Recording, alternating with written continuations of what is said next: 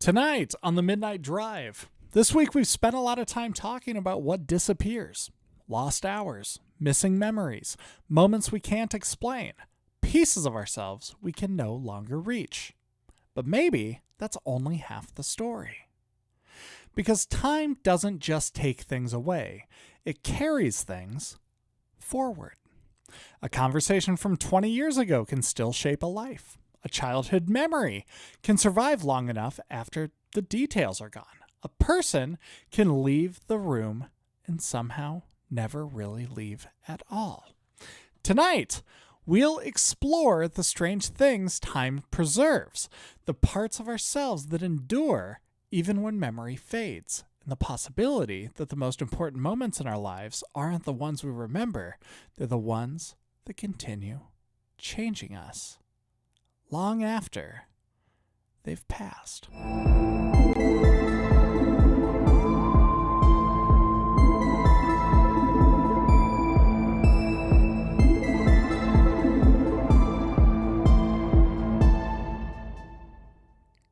Time gets blamed for a lot of things. Think about it. We blame it for wrinkles, for gray hair, for old photographs fading at the edges. We blame it for the distance between who we were and who we've become. We talk about time as if it's some kind of a thief, as if its primary purpose is taking things away. And to be fair, time does take things. Everyone knows that. A childhood home disappears. A favorite restaurant closes. A friendship drifts away. A voice you once heard every day becomes something you have to remember. Time leaves evidence everywhere. This week, we spent a lot of time exploring that side of time, the missing side, the disappearing side, the side that leaves questions behind. A woman loses 90 minutes on a road she can never fully explain. A boy discovers there are pieces of his own life he'll never remember. A man becomes certain of things that may not have happened the way he remembers. Again and again, we found ourselves standing in the same place, looking at what was missing, looking at what had been carried away. And yet I've started wondering whether that's the wrong way to think about it. Not wrong, but incomplete. Because time doesn't only take things, time carries things too. Some of the most important parts of our lives survive in ways we rarely notice. Think about a conversation you haven't thought about in years. Maybe it happened in a classroom, or a parking lot, or sitting across from someone at a kitchen table. At the time, it felt ordinary, just another conversation among thousands. Nothing about it seemed important. No music swelled in the background. No narrator stepped in to explain that this moment was going to matter. Life rarely works that way. Most important moments arrive disguised as ordinary ones. Then years pass. And somehow that conversation is still with you. You might not remember every word. You might not remember the date. You might not even remember what anyone was wearing. But something remained. A sentence, an idea, a realization, a small adjustment in the direction of a life. And that adjustment continued traveling long after the moment itself disappeared. I've always found that fascinating. The way causes outlive memories. The way influence survives even when details don't. The way a person can shape your life without occupying much space in your thoughts anymore. We often assume memory is how the past survives. But I don't think that's entirely true. Sometimes the past survives through consequences, through habits, through values, through decisions, through ways of seeing the world that become so familiar we stopped noticing where they came from. Imagine someone teaching you how to ride a bicycle.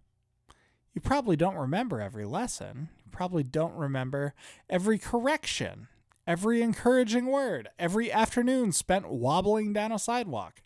Most of that is gone. Yet the results remain. The influence remains.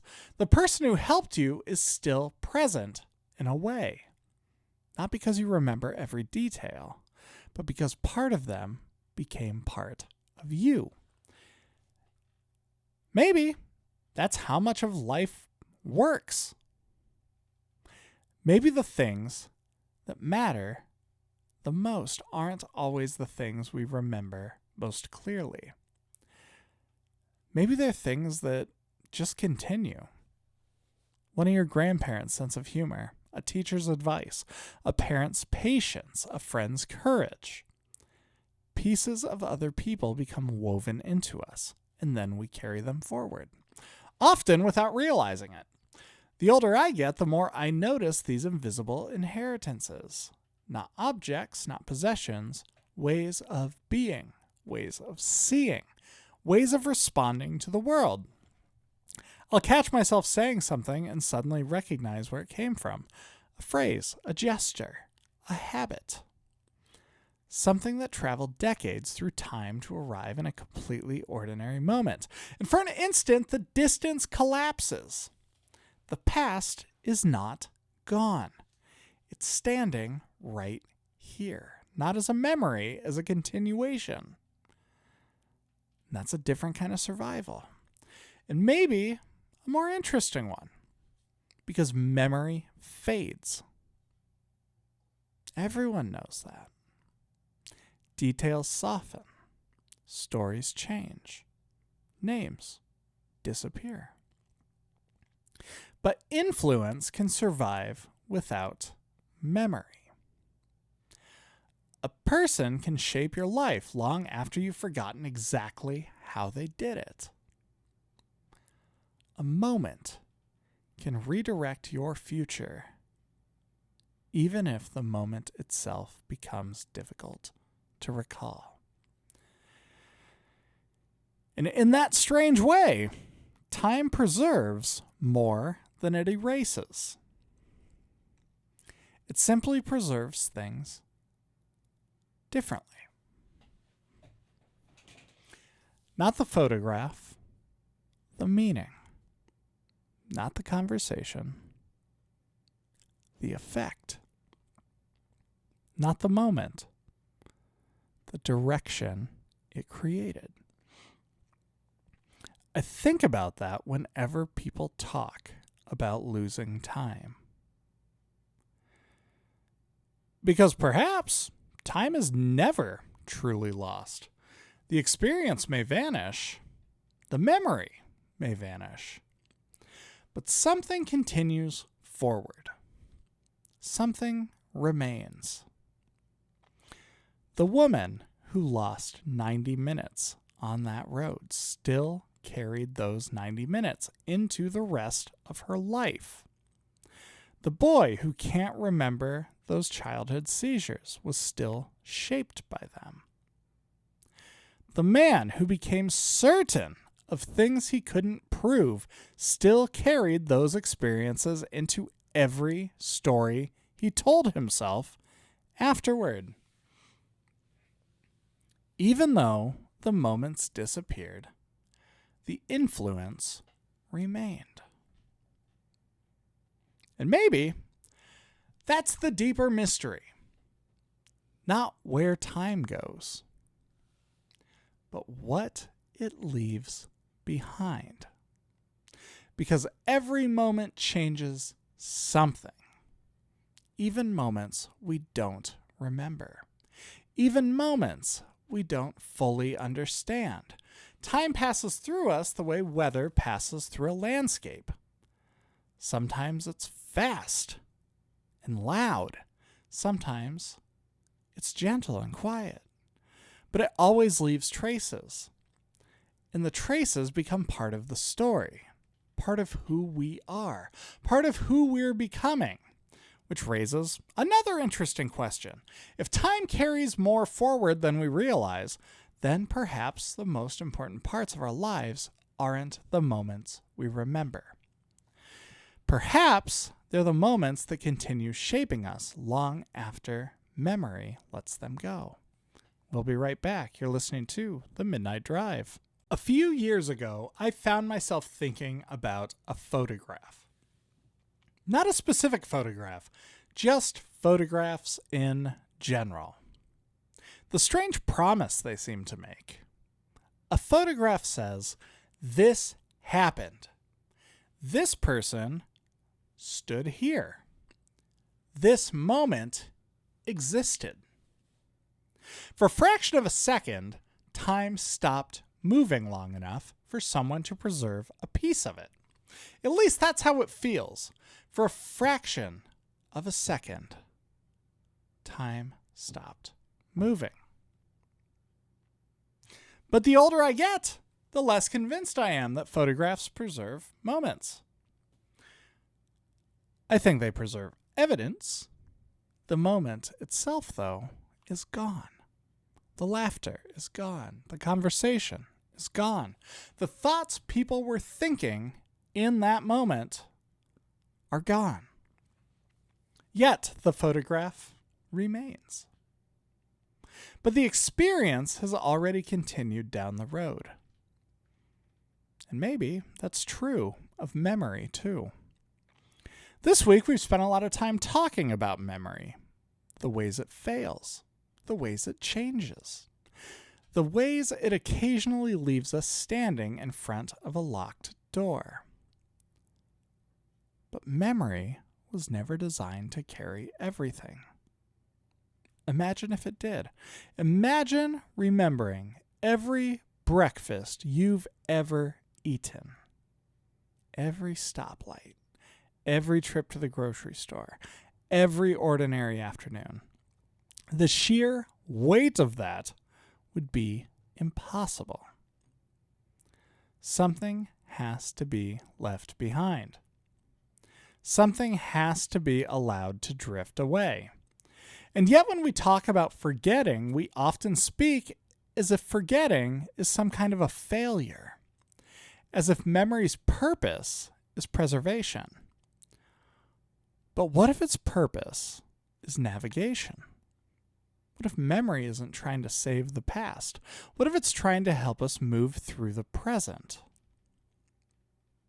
That possibility changes things. Because suddenly forgetting isn't always making a mistake. Sometimes it's part of the design. The details disappear. The lesson remains. The experience fades. The understanding stays. Think about learning to trust someone. You probably can't identify every moment that built that trust. It wasn't one conversation, or one afternoon, or one specific event. It was accumulation. Hundreds of moments layered on top of one another. Most of those moments are gone now, yet the trust remains. The influence remains.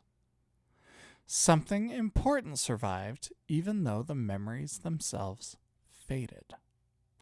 The same thing happens with grief and love and friendship and almost every meaningful experience a person can have. The details dissolve first. The shape remains. That's a weird thing to realize. Because we spend so much time worrying about what we've forgotten. Meanwhile, we're surrounded by evidence that forgetting isn't the whole story. Something keeps traveling forward. Something survives the journey.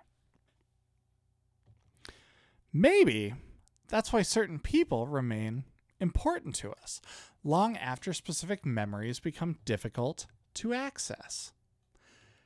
Think about someone you've loved for a long time. Maybe it's a parent, a grandparent, a spouse, a lifelong friend. You don't carry a memory of them. You couldn't. There are too many. Thousands of conversations. Thousands of ordinary days. Most of these moments are gone. Yet somehow, the person remains vividly present. Not as a collection of memories, as a presence, a feeling, a way of understanding the world. The older I get, the more convinced I become that people leave traces behind in one another. Not just memories, traces, tiny pieces of themselves, a phrase you start using, a habit you adopt, a perspective that becomes your own. At some point, it becomes impossible to separate what came from you and what came from the people who helped shape you. Maybe that's what time carries. Not moments, not events. People.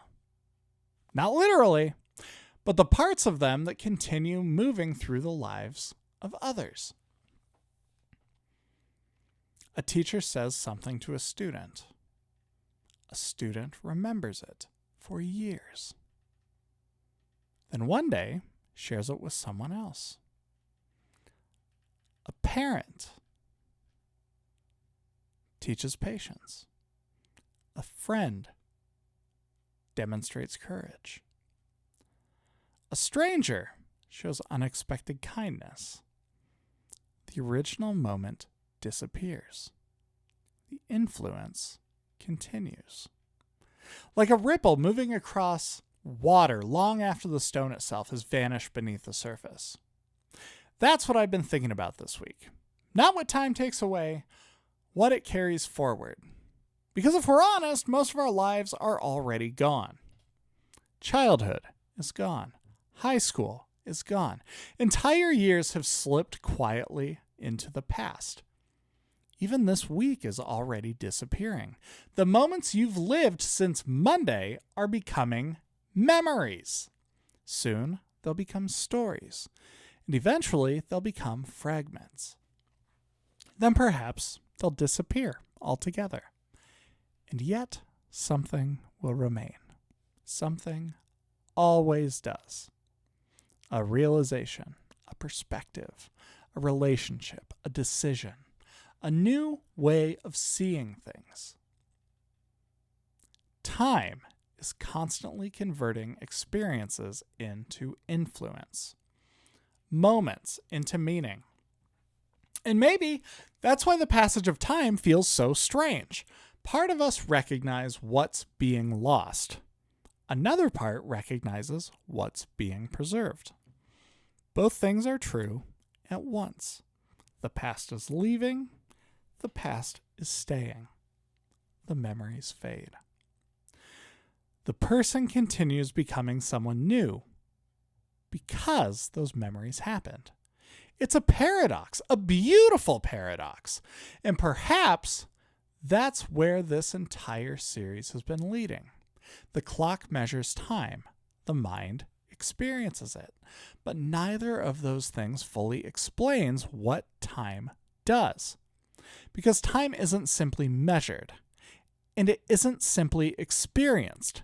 Time transforms. It takes moments and turns them into stories, stories into lessons, lessons into identity, identity into a life. Which means the most important things time carries may not be memories at all. They may be the invisible pieces of ourselves created by experiences we barely remember. The things we learned. The people we loved. The losses we survived. The wonder we encountered. The roads that we traveled. The moments we thought were ordinary. The moments we thought we'd forgotten. All of them moving quietly forward. All of them helping create the person who exists right now.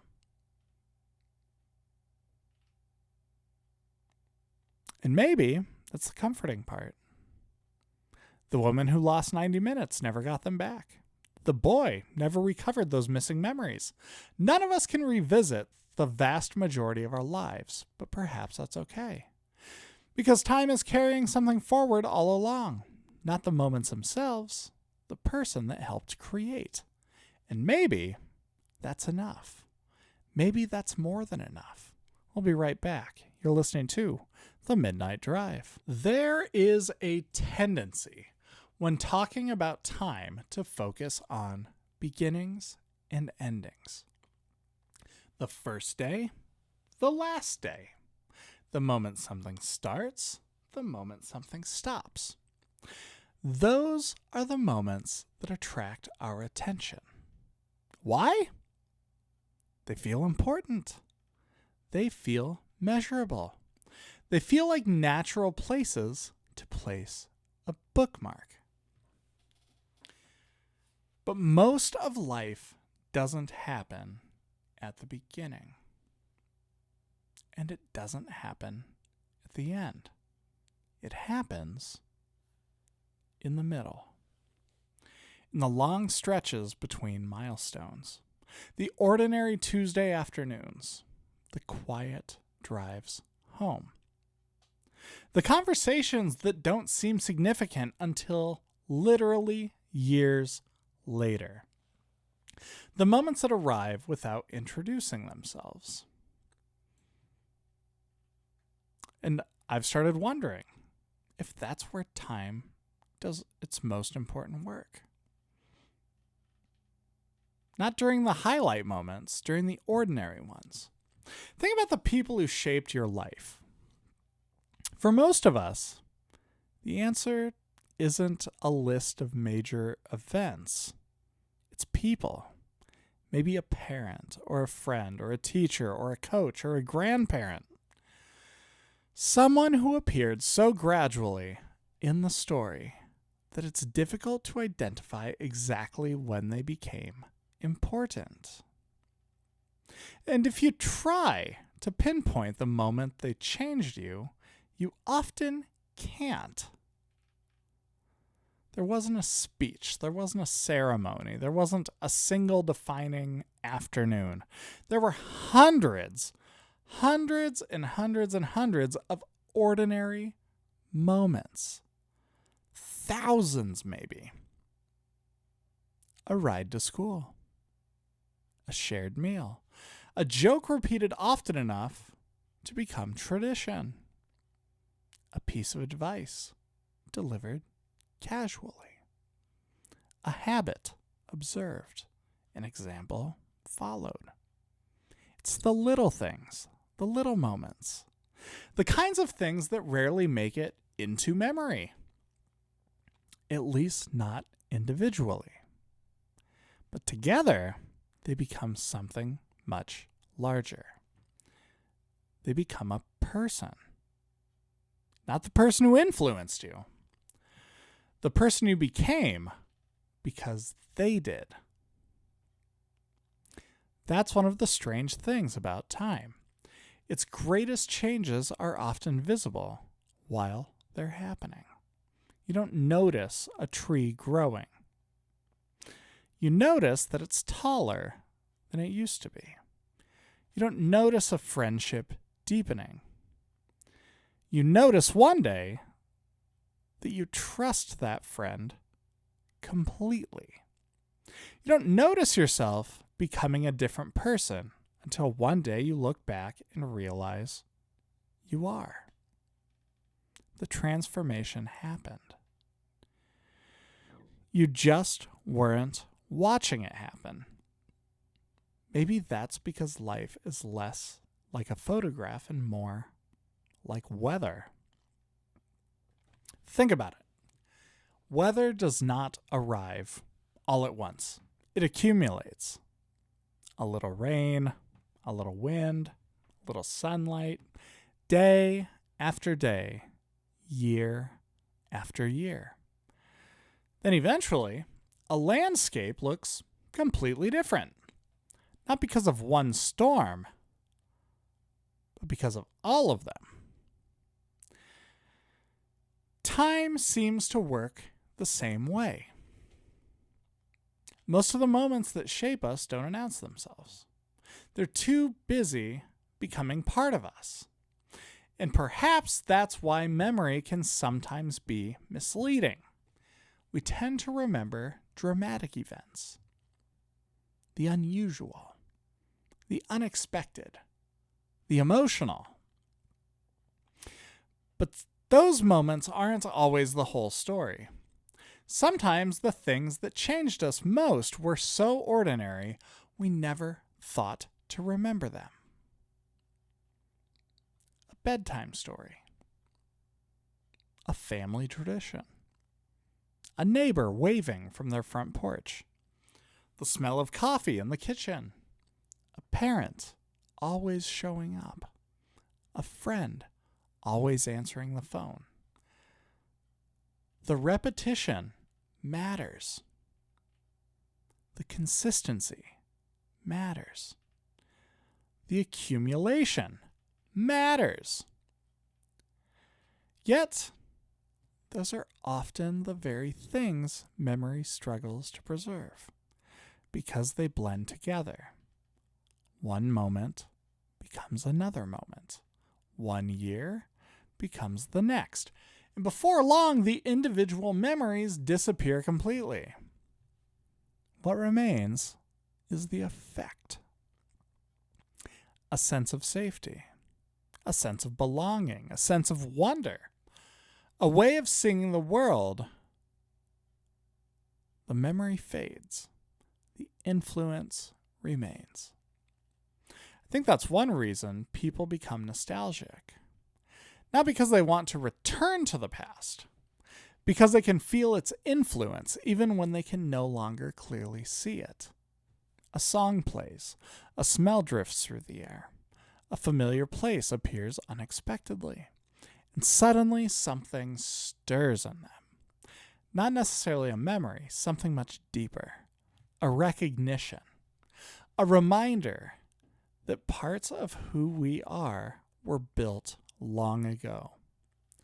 The details may be gone, but the foundations remain. And perhaps that's true of entire periods of life. Childhood, adolescence, early adulthood. We often speak about them as if they are finished chapters. But they aren't really finished, are they? They're still here, still influencing decisions, still shaping relationships, still affecting the way we move through the world. Yes, the years passed. And yes, the influence stayed. This week, we've spent a lot of time examining things that disappeared. Missing hours, missing memories, moments that slip beyond our ability to explain. But perhaps disappearance is not the right word. Perhaps transformation is closer. Because very little truly disappears. It just changes form. An experience becomes a memory becomes a story becomes a lesson becomes part of a person. And that person carries it forward again and again, across years, across decades, across generations. Maybe that's what time carries. Not events, not moments, not memories. Possibilities. The possibility hidden inside every experience. The possibility that something ordinary might continue influencing the future long after anyone remembers why.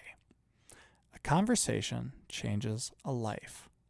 That life changes another. That life changes another. The original moment disappears, but the consequences continue, stretching forward through time in ways nobody could have predicted. Which means every ordinary moment contains more weight than it appears to. Not because it will become a memory, because it may become something far more enduring. Part of a person, part of a family, part of a story, part of a future that hasn't happened yet. And if that's true, then perhaps the most important things time carries aren't behind us at all. Perhaps they're still moving forward, quietly traveling through the people we've become, quietly shaping the people we'll someday meet, quietly continuing the journey long after the original moment has faded from our view. We'll be right back. You're listening to The Midnight Drive. Earlier this week, we started with a clock. Not because clocks are mysterious, but because they seem so certain. A clock tells you exactly how much time has passed. Hours, minutes, seconds. Precise, reliable, objective. And yet, almost immediately, we discovered that our experience of time doesn't work quite like that.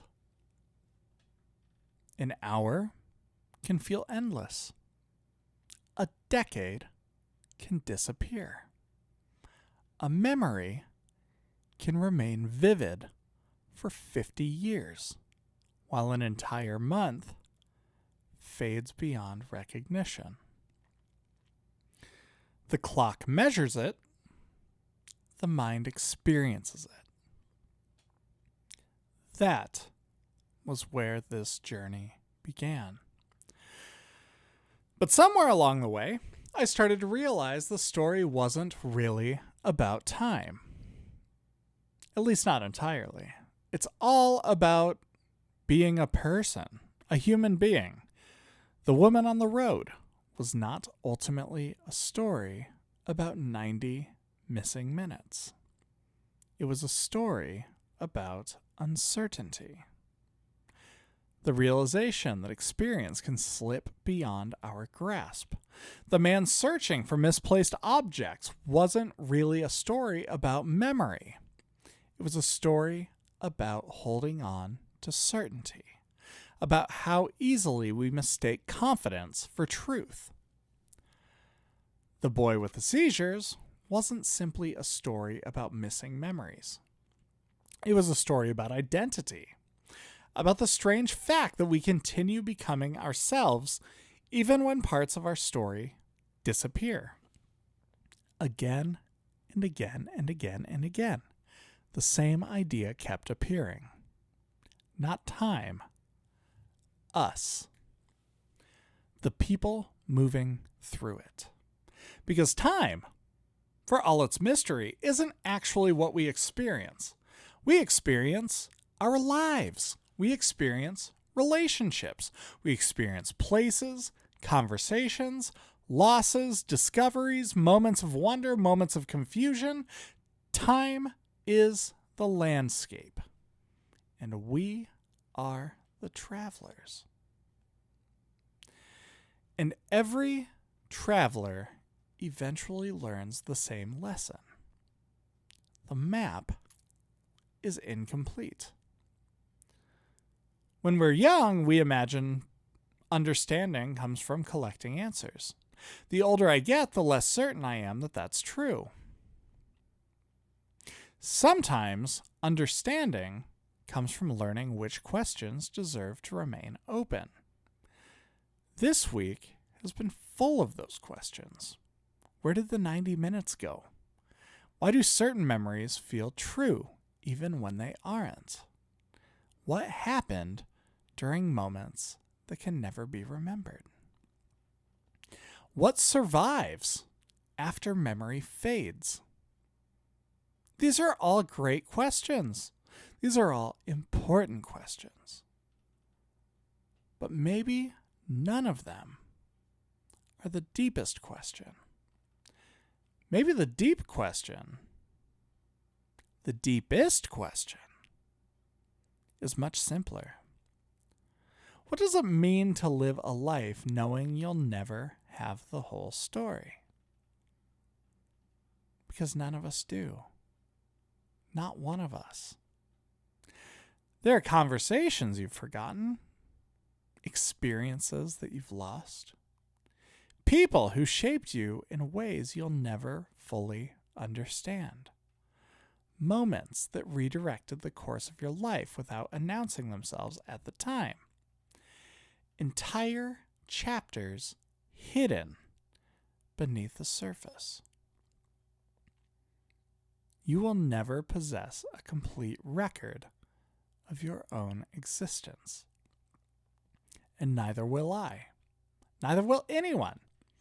At first, that realization can feel disappointing. It can feel like a loss. But lately, I've begun to see it differently. Maybe the goal was never complete understanding. Maybe the goal was participation. After all, when you stand beside the ocean, the goal isn't to count every wave or every grain of sand. When you look up at the night sky, the goal isn't to catalog every single star. The value isn't found in complete comprehension. The value is found in the experience itself, in showing up, in paying attention, in allowing yourself to be part of something larger than your ability to explain it. Life may work the same way. Perhaps meaning doesn't come from possessing every answer. Perhaps meaning comes from remaining curious despite the absence of answers. From continuing to wonder, from continuing to notice, from remaining willing to sit beside a mystery without demanding that it become smaller. The older I get, the more I appreciate mysteries that remain mysteries. It's not because I dislike answers. It's because some questions become more meaningful when they stay open. A road disappearing into haze. A missing memory. A conversation remembered differently. A life shaped by moments we can no longer retrieve. Those mysteries are not obstacles. They're reminders. Reminders that reality is larger than our explanations. Larger than our memories. Larger than our certainties. And perhaps that's a comforting thought.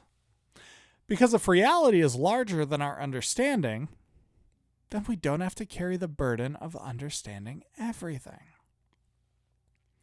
We can simply pay attention. We can notice. We can participate.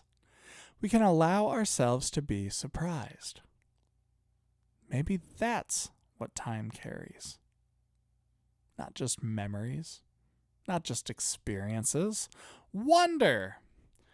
The willingness to keep asking questions, the willingness to keep exploring, the willingness to admit that the world remains stranger than we expected. And perhaps that's why the moments we remember most often aren't moments of certainty. They're moments of wonder. Moments when something familiar suddenly become unfamiliar. Moments when reality revealed a little more depth than we knew was there. Moments that reminded us that we were alive. This week began with a clock, and it ends somewhere else entirely. Not with an answer, but with an invitation. To notice the moments that seem ordinary. To pay attention to the things that won't last. To appreciate the people who continue shaping your life. To remain curious about the parts of your story you'll never fully understand. Because time will keep moving. It always does. Memories will fade. Certainty will come and go. Questions will remain unanswered. But the journey continues.